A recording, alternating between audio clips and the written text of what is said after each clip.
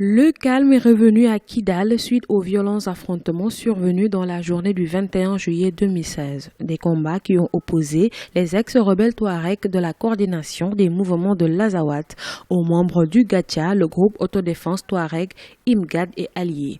La CEMA, qui a repris le contrôle de cette localité du nord du Mali, exige à présent le retrait du Gatia de Kidal et ses alentours afin d'éviter toute reprise des hostilités.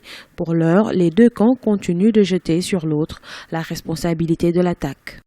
La demande de la CMA de voir le Gatia, groupe armé pro-gouvernemental, de quitter Kidal est une nouvelle escalade en quelque sorte dans les relations quelque peu tendues entre les mouvements Touareg dans cette ville de Kidal. Kidal est une sorte d'énigme pour tous les analystes et tous ceux qui suivent la situation du Mali.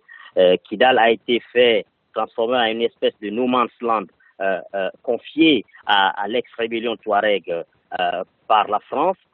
Et donc, le gouvernement malien n'a pratiquement pas de contrôle sur la ville de Kidal. Selon un bilan provisoire, une vingtaine de personnes ont perdu la vie lors des récents affrontements. 40 autres ont été blessés. Après une accalmie nocturne, des coups de feu ont été brièvement entendus le vendredi 22 juillet 2016. Pourtant, la CEMA et le Gatia sont tous deux signataires du protocole de paix et la réconciliation au Mali, issu du processus d'Alger, ainsi d'un pacte de gestion collégiale de la ville sur le plan sécuritaire. Ces deux mouvements sont signataires de l'accord de paix qui implique aussi le gouvernement malien. Une nouvelle escalade, certes, qui survient dans un contexte extrêmement tendu, parce que c'est en quelque sorte l'histoire de deux commandants dans un même bateau. La ville de Kidal, à la suite d'un accord un peu bizarre, avait été confiée en gestion à ces deux mouvements armés. Or, comme on le sait, deux mouvements antagonistes ne peuvent pas survivre dans le même espace géographique, d'où la tension. Rappelons que le principal camp militaire de Napala, situé au centre du Mali, a été attaqué le 19 juillet 2016 par des hommes armés non identifiés.